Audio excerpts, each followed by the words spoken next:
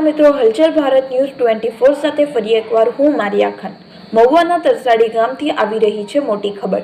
તરસાડી ગામે આવેલ શ્રીરામ રેઝિન પ્રાથમિક લિમિટેડના જવાબદારો સામે નોંધાઈ ફરિયાદ, જેઓ પાસે સબસિડીવાળું નીમ કોટેડ યુરિયા ખાતર ખેડૂતોને ખાતર આપવાનું હોય એ ખાતર કંપનીમાં ઉપયોગ કરાયો હતો।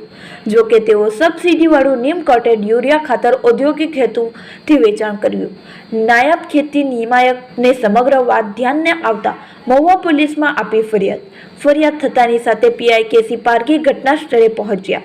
ફરિયાદમાં શ્રીરામ રેઝિનના જવાબદારો તેમજ જથ્થો સપ્લાય કરનાર ઋષભ ટ્રેડિંગ કંપનીનો સમાવેશ 30 બેગ નીમ કોટેડ યુરિયા મળી આવ્યું હતું, જે ખાતર ચેક કરવા FSLમાં મોકલાયું હતું।